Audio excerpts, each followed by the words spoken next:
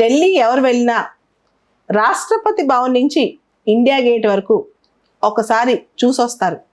అక్కడ నడిచిన అందే ఎవరికి ఆనందం కలగదు.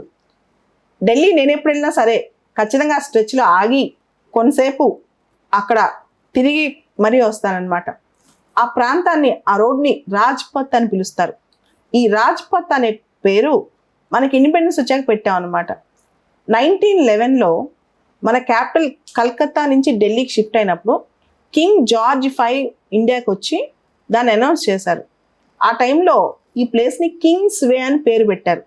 ఆ క్యాపిటల్ కాన్సెప్చువలైజ్ చేసి ఈ పార్లమెంట్ బిల్డింగ్ కట్టేటప్పుడు ఇద్దరు వ్యక్తులు చాలా పాపులర్ అనమాట. ఒకళ్ళు ఎడ్విన్ ల్యూటిన్స్, రెండో ఆయన హెర్బర్ట్ బేకర్. ఈ ఇద్దరు కలిసి దీన్ని డిజైన్ చేసేటప్పుడు దాన్ని కింగ్స్ వే అని పేరు పెట్టారు.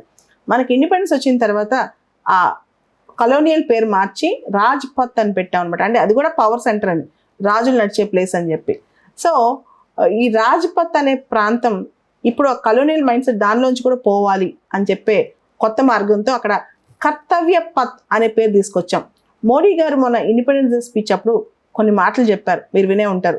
మనలో నరనరాల్లో ఉన్న కలోనియల్ ఆలోచనలన్నీ పక్కన పోవాలి, పవర్ సెంటర్స్ విషయం పక్కన పోవాలి, ఆ స్లేవరీ మైండ్ సెట్ పోవాలి, ఇవన్నీ తీసేసి రెస్పాన్సిబుల్ సిటిజనరీ డెవలప్ అవ్వాలి, కర్తవ్య రెస్పాన్సిబుల్. సో దాంతో అది కన్స్ట్రక్షన్లో ఇప్పుడు రాజ్పథ్ పేరు మార్చేసి కర్తవ్య పథ్ అనే పేరు తీసుకొచ్చారనమాట.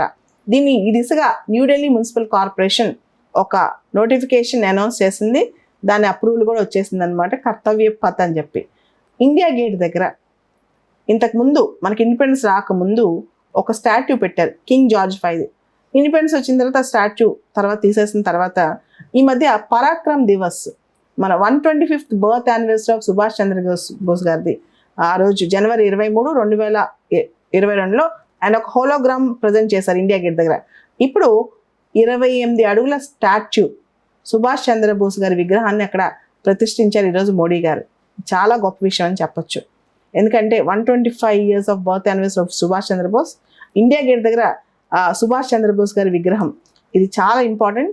అండ్ ఆయన చెప్పిన మాట మీకు తెలుసు, you give me blood I will give you freedom. And Indian national ఆర్మీని నడిపించింది ఆయన.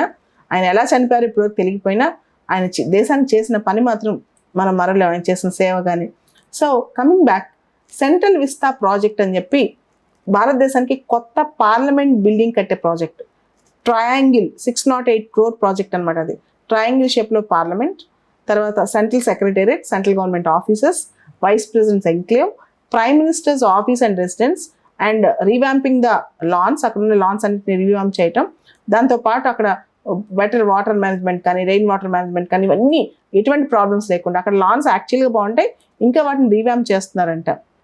సో ఈ మొత్తం రాష్ట్రపతి భవన్ నుంచి ఇండియా గేట్ దగ్గరికి వెళ్ళేటప్పుడు మీరు గమనిస్తే, ఆల్రెడీ ఎవరైనా ఢిల్లీ వెళ్ళిన వాళ్ళు ఉంటే రాష్ట్రపతి భవన్ నుంచి ఇండియా గేట్ వెళ్ళేటప్పుడు ఫస్ట్ మనకి నార్త్ బ్లాక్, సౌత్ బ్లాక్ ఇవన్నీ వస్తాయి అనమాట. ఇప్పుడు వరకు సెంట్రల్ గవర్నమెంట్ ఆఫీసెస్ అని అక్కడే ఉంటాయి. భవిష్యత్తులో నార్త్ బ్లాక్, సౌత్ బ్లాక్ మ్యూజియంస్లా చేసి కొత్త సెంట్రల్ గవర్నమెంట్ ఆఫీసెస్ వస్తాయంట. ఇవన్నీ కూడా ఇప్పుడు కర్తవ్య పథ్ అనే మార్గంలోకి వస్తాయి. ఇంతకుముందు రాజ్పథ్ అని అనేవాళ్ళం, ఇప్పుడు కర్తవ్య పథ్ అంటున్నాం. అది ఇంతకుముందు పాత రోజుల్లో కలోనియల్ టైంలో కింగ్స్ వే అనేవాళ్ళం అనమాట. అలానే క్వీన్స్ వేని జన్పథ్ అని పేరు మార్చారు ఢిల్లీలో. క్వీన్స్ వే కూడా ఉంది, దాన్ని జన్పథ్ అని పేరు పెట్టారనమాట. ఆ పేరు ఇంకా భవిష్యత్తులో మారే అవకాశం ఉంది.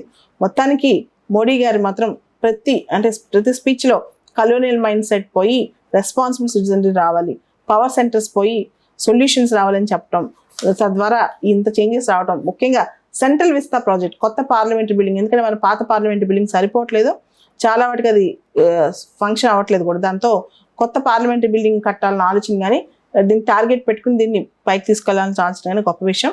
సెంట్రల్ విస్తా ప్రాజెక్ట్ పూర్తిగా కంప్లీట్ అయ్యేంత వరకు మనం చూసి ఖచ్చితంగా కర్తవ్య పథ్ అనే మార్గాన్ని మనం కూడా అనుసరిద్దాం.